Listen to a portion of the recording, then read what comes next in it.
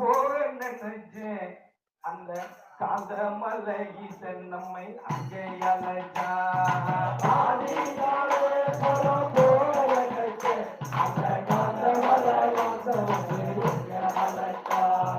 காஞ்சி ரமேசனும் போக நினைச்சேன் அந்த காந்தமலை ஈசன் நம்மை அங்கே அழைச்சா காஞ்சி ரமேசனும் போக நினைச்சேன் அந்த காந்தமலை ஈசன்